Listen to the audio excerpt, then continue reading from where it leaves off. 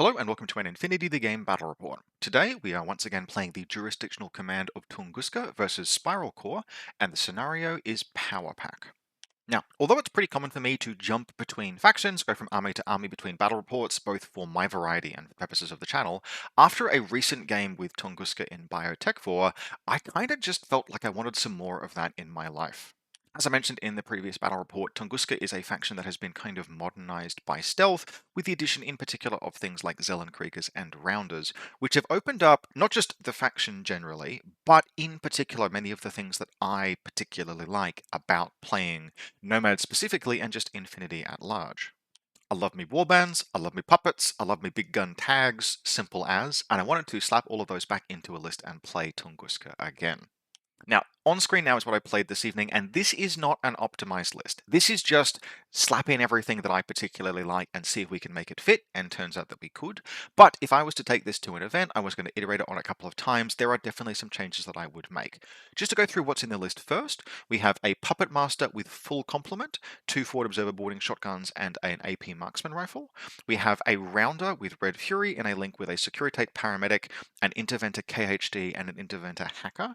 Very quickly, basically, on the first end of the game, this link is going to move out and leave the lieutenant behind. But by linking all of them together, at least on the first turn, I have access to Sixth Sense, which will help, providing it'll prevent surprise attack, prevent enemy using stealth, etc. But the goal here very much is just to have, in short order, a 3-person team of a Rounder, a Paramedic, and a KHD Interventor. I really like the KHD Interventors. These were kind of a discovery of another Tunguska player in Canberra, Aaron, who pretty quickly cottoned onto the fact that, look, you can choose between these and a Heckler, and for only 1 point less than a Heckler, yes, you lose the Jammer, and yes, you don't have forward deployment, and yes, you have to spend an order if you want to enter a marker state, but you can re-enter the marker state, and you get an Interventor Killer Hacker, which is a BTS 9, Whip 15, Specialist, like etc., linkable. I really rate these things for 22 points, and this one would do work this game. From there, we have the obligatory Vertigozond, a Zellenkrieger. I'm running the heavy pistol ones for the extra close combat. Going to burst 2 in CC is nice, but you really can choose between the 2 Zellenkriegers. And then a motorized bounty hunter, Transductorzond, and a Salute. The Salute is just there for the puppet bots. This is one of the things that I would cut if I was going to redo the list. It is very funny to be able to, in particular, marksmanship the forward observer puppet bots and take a 3 dice 14's forward observer roll. But realistically, this list needs more than just one generic hacker. The Interventor HD is very good, but we're going to run into occasions over the course of this game, particularly in ARO, where just being burst 1 in ARO would be better served having a second burst worth of AROs in my hacking AROs. And to find the SWC for that, I'm going to need to cut the Salute, and I think that's pretty comfortable to do so. We then have a Salamander, love me Salamander, Den McConnelly, and a Zellenkrieger, and another motorized bounty hunter. Another change I think I would make is 4 irregular models, even in Power Pack where you have the extra command token. 4 irregular models was just a little bit too heavy.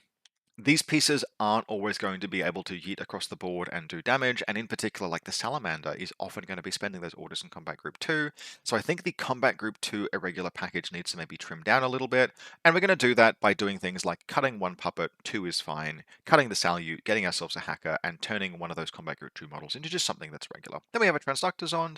Overall, look, this is a list that I like, and it's running all of the things that I like, but we can definitely improve on it. Now, with that said, enjoyed playing this very much, enjoyed my previous game of Tunguska very much, and I am actually I am confronting the possibility that Tunguska might actually be capable of surpassing vanilla Nomads for me, in terms of the things that I very much like about the Nomad faction.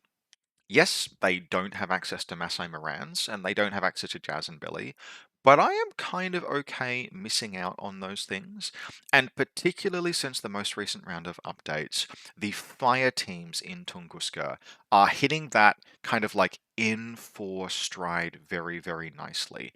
And this is something that's happened over time, but in particular since the fire team update, I think fire teams in N4 generally now are at that point where increasingly the reason why we are taking them is not just for big number go burr.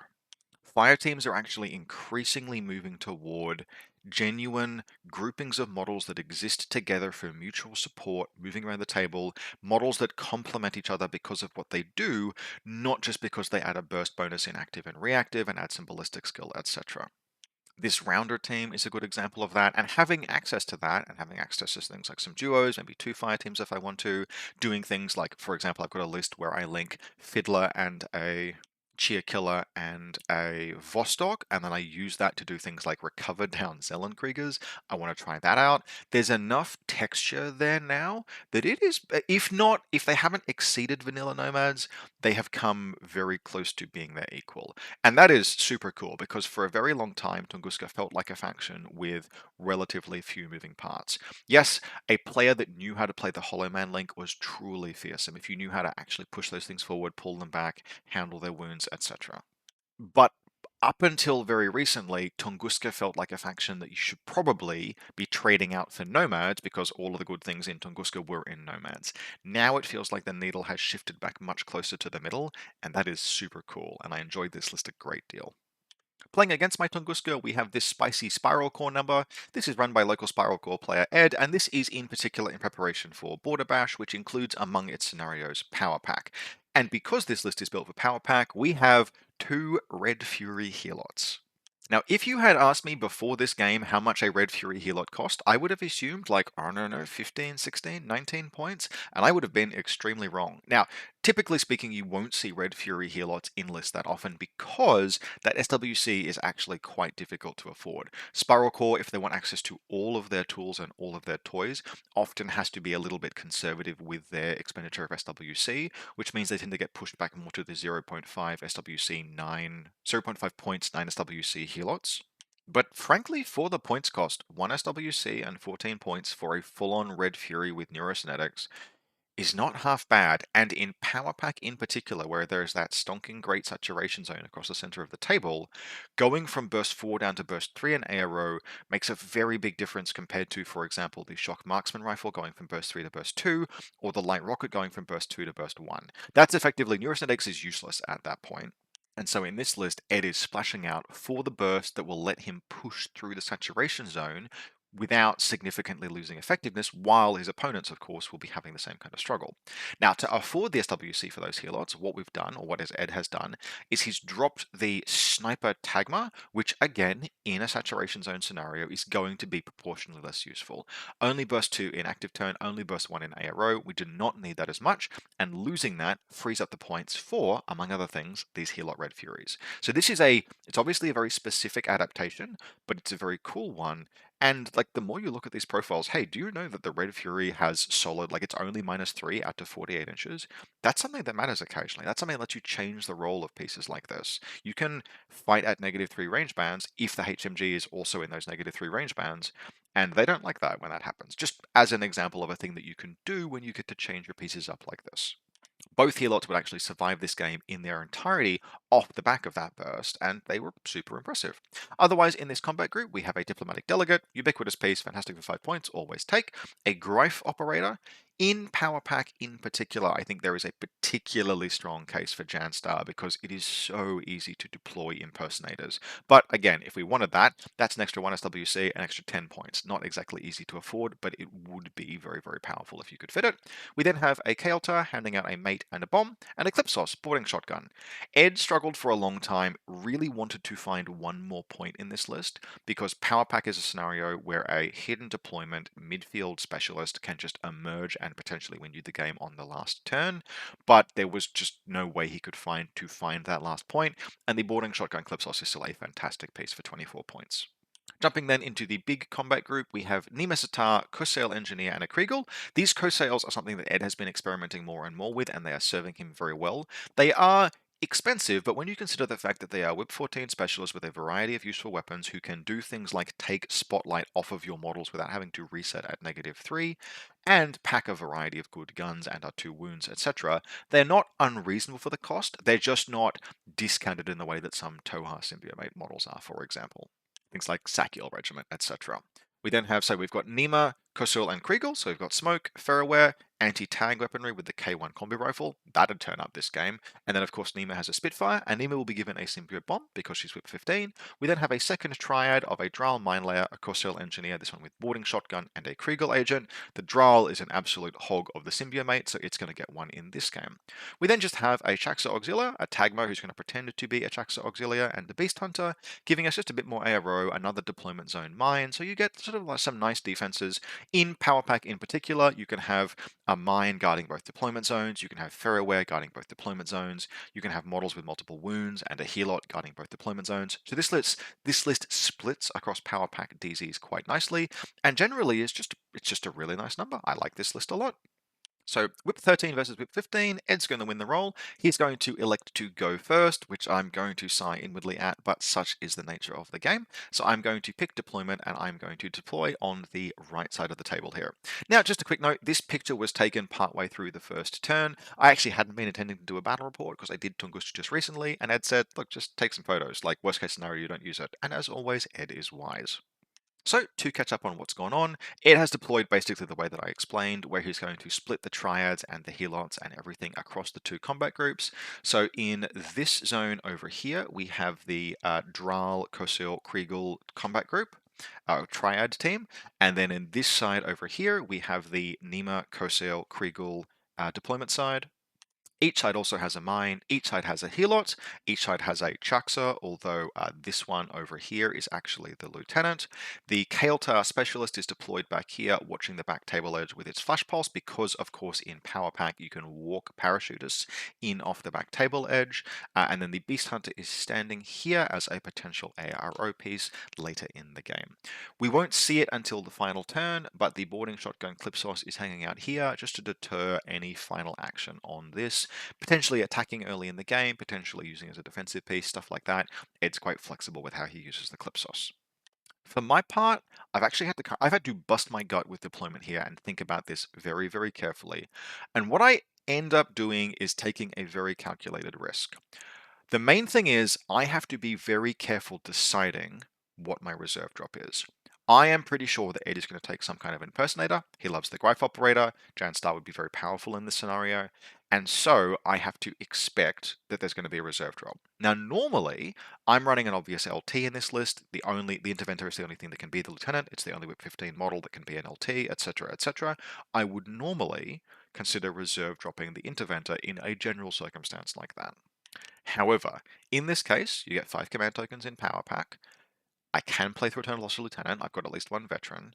There is a model that I fear losing more than the Lieutenant, and that's the Puppet Master, because she has like almost 40 points of puppets attached to her, and I do not want to lose the Puppet Master and have those things all turn off. And if Ed does have an impersonator as his reserve drop, then reserve dropping the Puppet Master and the puppets in a way that counters that, potentially very, very useful. So that's what I did. Ultimately, we have weighted this side of the Power Pack deployment zone a little bit more heavily. So we've got the 4-person link team is knockered down in this corner. There is one of my bikers over here that's rolled up a flamethrower. The turret is deployed here. There is a prone repeater on this building here, and then the salamander is deployed back here. I can see where Ed's anti-material guns are. I want to be as far away from the K1 Kosail over here as possible. I'd much rather fight the Dral if I'm given the option. And importantly, I'm pretty far back against the table edge. So what the salamander is doing is it's actually preventing an impersonator moving around it to get to the interventor, which is under these stairs. So if Ed wants to go to that get after that interventor, he's going to have to come up through this route here, which is guarded by multiple Zellenkriegers, one Zellenkrieger, one and then McConnelly, and this biker, and the turret, and my models with guns, and the flamethrower of the tag. So I'm basically making that as difficult to attack as possible. And meanwhile, on this side of the table, we've got just the Evo hacker and the missile bot is going to be on this rooftop here, which is, oh look at this, an easy approach up these stairs. So now this is not, I don't want the missile bot to die, but it is just kind of presenting itself as a pseudo attractive piece. Another flash pulse bot over here. There's a biker hanging out back behind this building. A Zellenkrieger down here, just to keep an eye out for impersonators, etc. And yep, Ed takes the bait. bait. It's not really bait, but Ed drops the Greif operator on these stairs here. This is Power Pack. That isn't inside my deployment zone, so it doesn't even need to roll. Parachutes and impersonators are very powerful in this scenario. I actually kind of hate the deployment zones in Power Pack. I would like everything else about the scenario if they just... It's not that I dislike... Okay, well, it's partially that I dislike this configuration because in tournaments, TO's just never ever set up thinking about it. It's just way too easy to build a traditional deployment zone and leave a ton of dead space, which means that in practice, often in Power Pack, you have less practical deployment zone space than you might even in Biotech 4.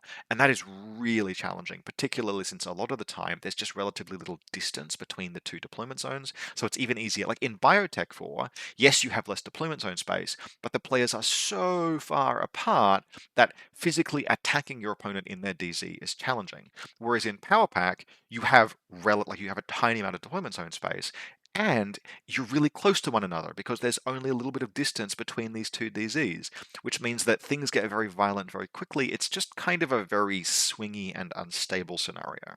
Now, in this case, I've set terrain up to give both players as much of a fighting chance with deployment as they can, so it's fine. For casual play, it's totally okay. But it's one of those ones where for tournament play, TOs have got to be so considerate of tables, and for any kind of reasonable size event, that's just very, very challenging. And have I had bad experiences with Power Pack? Yes, I have. Maybe there's a video coming out which talks about that anecdotally at some point in future. We will see. Anyway, long story short, Ed drops the Greif operator down here, very powerful piece in this scenario, and my Puppet Master is going to end up all the way back here, like behind this building, on some stairs over here, never going to be troubled the entire game, and we'll deploy one Puppet Bot with Boarding Shotgun standing up here, blocking off the Greif, and then the other two basically down in this kind of a nook area here, where they will do some work in future. One of the nice things about having 3 puppets is that, yes, I can actually use them a little bit more. I can use them disposably. I'd do that even if I have 2. Puppet Bots are just fantastic ablative defense, but in this case, one of them is going to stall out the Greif. So, Ed begins his first turn. I spend 1 command token. I confirm the presence of a Tagma in doing so. Take 1 token or 1 order away from his first combat group. And Ed begins by just withdrawing the Greif down from here. Doesn't need to fight that puppet. And he goes after and he destroys this Transductor Zond instead. And then continues around and goes after and engages the Motorized Bounty Hunter down here. But in this case, I get relatively lucky, and the Greif actually goes down to a Chain Cult and does not succeed in putting down the Bounty Hunter, which is deployed to not be impetuous, and he does still have cover from that angle. But with this Transductor down and out of the way, Ed now doesn't have to worry about, in particular, Nima Sitar getting hacked, so this Triad commences an attack up this path. And it's going to be pretty effective, but I'm going to get lucky just one more time, which is that Nima is going to move around and attempt to put down, is going to use Endgame to put down the Bounty Hunter, and it's BTS 3, so it's going to make it through the Endgame just fine, despite the fact that she's with 15, which means that she has to kill it manually, and she does so, but it just takes a little bit more time, it uses a few more resources. Although now that I think about it, even if she had killed the Bounty Hunter with the end game, literally nothing else in the entire area was vulnerable to... Everything else had structure because there's only a Zell and Krieger back here. So maybe that was not actually that lucky. But still, every order matters. So she's going to move around, she's going to kill the Bounty Hunter, the Transductor is already down, and she'll push through this way, and at this point, basically, the puppets will put up an heroic defense. And one particularly relevant puppet dodge is going to score me a nice kill in reactive turn, where the Boarding Shotgun one on these stairs will jump up and around to here. Puppets dodge on 13s, which means out of line of sight, a 10 is a success, and that will actually get me a template over the Kriegel agent, which will put it down in the process of Ed launching this attack. Now, otherwise, Ed will be mostly successful, but it will take him just a few more orders to push through things, wound various puppet bots, suppress various things. I'm not going to take any more really meaningful casualties this turn, and Ed will pull back, which means that overall, this is a fairly good turn for me. Taking down the Kriegel and the Greif operator, and ultimately sustaining relatively limited casualties, that is a good reactive turn. And that's usually the kind of game that you want to be playing against Spiral Core if you think you can weather the impersonators. I would have gone first if I'd been given the opportunity. I would much rather deal with Heads Greif than not, particularly since I'm playing Tunguska. And look, frankly, let's not beat around the bush. Tunguska versus Spiral Core is Tunguska favored. I have the ability to walk through like 90% of Ed's Ferroware. I have so many models with structures. I have close assault models with structures. I have multiple like fast, dangerous close assault models with structure. And I have the ability to deploy repeater networks and do guided missile attacks. This is a crap matchup for Spiral Core. Oh, and also, if Ed had a viral sniper, my tag is BTS9. Like, it's grim. So kudos to Ed for just playing this one out. He's experimenting with a list, trying different things. But this is a good reactive first turn. Ed otherwise doesn't make a ton of contact, mostly just sets up some arrows. He typically uses those group 2 healot orders to move them forward and around, and he does that. And because the diplomatic delegate is just not going to be useful this game, he also stands her up. Now, I push on into my first active turn, and I still have a bit of a pickle over here. And one of the things that can happen in this case, so I've weighted this flank of my army, which means that a lot of my force and a lot of my guns are over here. Ed has attacked over here, which is going to leave me in a position where it's going to be challenging for me to reinforce, which is cool. I actually really like that dynamic in this scenario. I have to think about how I'm going to push forward and relieve elements in this space. And if I wanted to use, for example, my Zellenkrieger, and I do Impetuous with it, it has to move through a Flash Pulse, it gets stunned along the way. I'd like to move my Puppet Bots out, but they're under Beast Hunter ARO, so we move the tag forward. Now, this is actually a misplay. What is going to happen is that the Salamander is going to move up this space through here, around this way and back. It will end the turn standing about here, and it's going to engage and destroy. It takes a few orders and it gets wounded by the Beast Hunter, but it's going to take down the Diplomatic Delegate and the Beast Hunter before returning to its position. It could have done both of the same things, moving all the way along the back of the table edge around to here, and in doing so, it would have maintained 0 range bands for it while imposing -3 range bands on all of the opposing pieces. And it would have been much safer in the subsequent coming turn. I don't do that. That's a misplay. I don't think hard enough about how it should have moved. I don't think about its range bands. So rather than ending up here, which would have been fairly good, it's going to end up over here. But it will suppress both of the irregular ARO pieces that Ed has put out, the Beast Hunter and the Delegate, which lets me then move up and around with my puppets. At which point, basically, everything just goes criminally wrong and they don't quite make contact and they can't really push through the things that they want to. And Ed defends this very nicely. Despite my best efforts, I basically make peace with the fact that there are a bunch of Kosale laid mines in like this position here, particularly with the Zellenkrieger having been stunned, or actually this position here rather. Nima is prone on this rooftop. I don't have a good way of getting to her. And I actually make the call, I realize relatively early through spending the Combat Group 1 orders that this is not going to succeed. And a lot of how the game subsequently plays out came from making that realization like before I had heavily committed Combat Group 1 rather than midway through making the attack. So these guys just pause, the puppets stay where they are. I accept the fact that Nima and Co might continue to push through this direction, and that's something I will deal with, and instead I move out the Rounder Securitate team. And so they move up and around this way, and their goal, their sole goal, is to kind of occupy this space as safely as they can, but more importantly, it is to use that Interventor KHD's Fast Panda to drop a repeater down here. Because, as a reminder, Ed has 2 models on this rooftop, and there is a Dral down here. And with this Dral hanging out underneath this staircase, I would very much like to kill that before it gets a chance to go after the Salamander next turn. And so we move forward. We lay down that, we use the Fast Panda, we get it down on this staircase. It is totally safe there. It's going to be very challenging to deal with.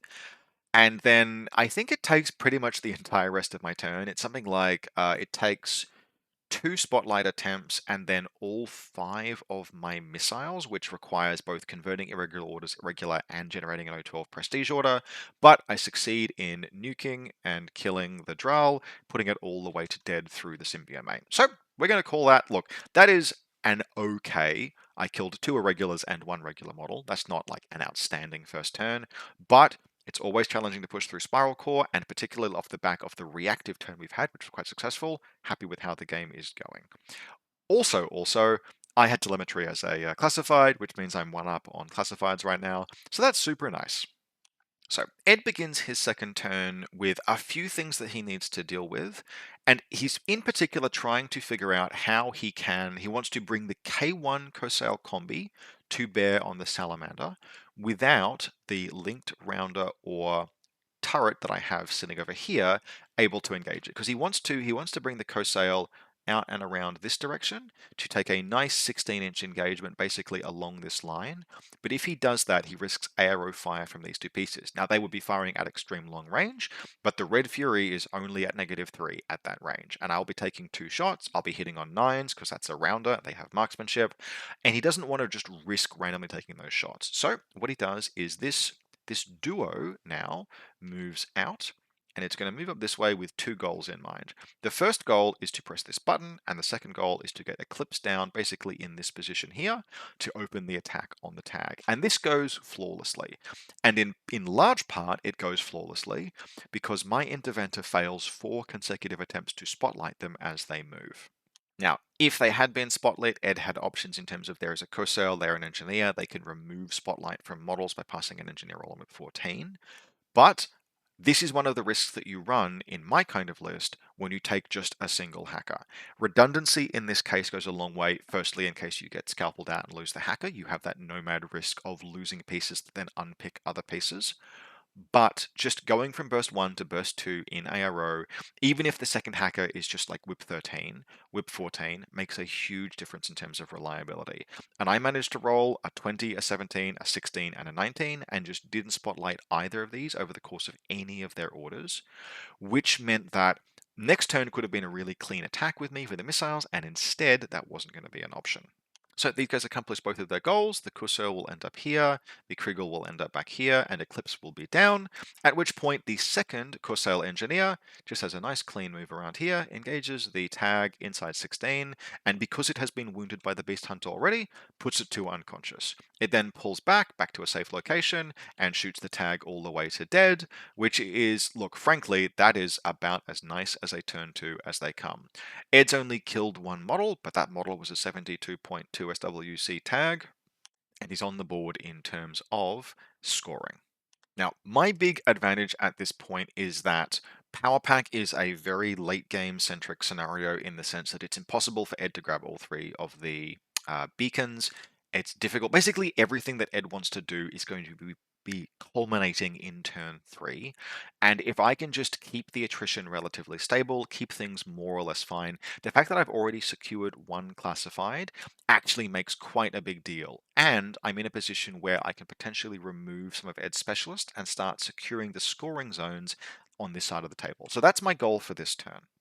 Den McConnelly and some Zellenkriegers are going to tag team laying down smoke. They'll get smoke down here, and then Denma will move out and around. Now, unfortunately, again, both of these Crusails have mines. They've been laying mines. This Drow laid a mine down here, and so Denma is going to have to cop a mine moving into CC with the Crusail. But, okay, he goes unconscious, not the end of the world, it's his 12-point model, and he puts the Corsair down.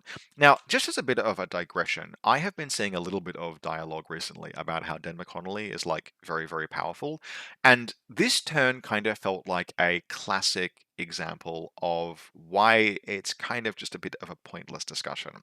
Den McConnelly is a warband, he's a good warband, and he does good warband things. He costs 12 points, and this turn, he and a friend tag teamed to do more than 12 points worth of work at the expenditure of many more than 12 points orders. That's just warband stuff. That's the kind of thing that warbands do. They trade up in points but down in orders, and Denma does that. He doesn't do that any more than any other warband particularly does in any kind of a special way, and in fact, because he's 12 points, he is relatively less points efficient than a lot of warbands. So it's very weird to me to see complaints about him because ultimately the kind of moves that he makes and the kind of successes that he accomplishes or failures that he deals with, like he doesn't have dogged or shock immune or no wounding cap. He can roll that. In this case, he rolled climbing plus and I lived with that. But yeah, the high watermark for his performance, if it materializes, really materializes just off the back of the metachemistry. And if the metachemistry is kind of just average, and most of the time it will be, he's just a warband dude. And he did warband dude things this game, and that was totally serviceable. He killed 1 person, but killing that Kosail was important because, particularly with the Drow dead to a missile, there were now no specialists in this space, which meant that, again, under the cover of smoke, I did actually pause at this juncture to missile down because Denma, having structure, could move through this area safely. I then paused to missile the Kriegel to death so that I could just move the hacker around. press this button, and then pull back. So cool. What we've done is we've flipped the score over here. We've only scored a couple of kills, but a couple of kills is still helping limit Ed's order pool, and this is now under our control, which means that going into turn 3, I'm the only one with buttons pressed, I'm the only one with classifieds done. Ed has to not just deal damage, but on his last turn, also potentially make a lot of scenario ground, which is going to be quite challenging for him. We're also going to reveal a couple of helots this turn. I'm going to attempt to engage. So this helot reveals and has a crack out but does not kill the Zellenkrieger as it impetuous around this way. I then try to engage it through smoke with a rounder, and because of its high burst, basically it survives that engagement. Likewise over here, I tempt out a helot in this space. It engages the AP marksman +1 burst Gribbly puppet bot. And again, thanks to its burst through the saturation zone, it also survives and even wounds me. So both of the helots are being like a huge pain in my butt, but they are not intolerable. I am playing a very close-in game, focusing on objectives. I will move past and around them and under smoke because I'm not going first. I don't have the onus to do the same amount of damage that Ed does. So Ed rolls into his final turn, and he's relatively light on orders right now. He's blown through basically all of his command tokens. He is hemorrhaging models, so am I, but he has to do more work in this last turn than I do. And he basically makes the call that the way to play this last turn out is just to have Nima Satar go for a Rambo run. And so she's going to come out this way, move out and around here, get onto this objective, and then just try and fight the world. And she will, in the process, she will take a wound from this interventor and basically not succeed in putting anything down particularly. She doesn't have great face-to-face rolls. Nothing really goes her way that much. She takes a wound and ends up on this objective, which gives me a very clean final turn because I've got one button pressed, I've got a classified done, Ed does not. The game is actually a tie at this stage, so I have a number of routes to victory. I take the first and most straightforward one first, which is that this Salute Evo hacker back here just does the second classified I have, which is data scan off of the unconscious Kriegel agent, and that immediately puts me at 4 points. So at that point, cool, the game is done. The game is won by Tunguska 4-3, but let's see if I can do any more, because I still have a few orders left. And at this point, my dice basically go insane. The rounder moves down here and one-shots Nima, which, okay, cool, nice. I now have my beacon back under control. I was expecting to, what I was planning to do was like run forward Leroy Jenkinsing this, hoping that I would win the face-to-face rolls until I got onto the beacon. But instead I just killed her because it's a rounder and it's firing 4 dice on 15s and she just rolled some bad armor saves. And that leaves me the orders necessary to move this biker up and around here. We actually get in and past the helot, we engage it at short range, or at least that's the plan, at which point the Clipsos reveals and puts the boarding shotgun down. No, so no problem, we're going to roll the dodge, and we will survive this engagement, getting shot burst through by the helot and templated by the Clipsos. We survive the engagement and dodge down to here, at which point this Zellenkrieger runs all the way up and around here and suicides itself, taking a like 14-inch smoke grenade throw, dies to all of these pieces, but it gets a smoke grenade piece down, so smoke grenade template down here, touching the bounty hunter, which then just drives onto the objective. And that actually makes this a 10-point win, which is frankly just freaking showboating. None of that was necessary. I could comfortably, like, the game was done in practice as soon as the Evo hacker just scanned that random unconscious Kriegel, but sometimes you have that last turn where just everything goes right for some reason, and rounders are a piece that is really good at having everything go right. So overall, look, cracker of a game. Big thanks to Ed for not just agreeing to have this be a battle report, but reminding me to take some photos because I hadn't planned to. I really enjoyed this, really enjoyed Tunguska, always really, really enjoy playing against Ed. He's an absolute legend, one of my very good friends down here in Canberra. And I hope you enjoyed hearing about this as much as I enjoyed playing it. As a reminder, if you'd like to support the channel, you can do so via the Buy Me a Coffee link in the video description below, or by becoming a channel member, thanks to everyone who has so far. Coming up relatively soon, we have a Shock Army of Acontecimento faction focus, so do stay tuned for that, it'll be out in coming days. And after that, I'm hoping to have both some more battle reports, but more faction-focused videos on the way. They seem to have been quite well received. I enjoy making them, and they are not too challenging to make. It's just a matter of finding recording time and scripting them at least a little bit. So I'm glad everyone is enjoying those. If you'd like to see more of them, I can take requests from channel members and from channel supporters. And I am also always happy just to listen to feedback from people who watch these videos about what they would like to see more of and next. As always, very much hope you enjoyed this, and I'll see you next time.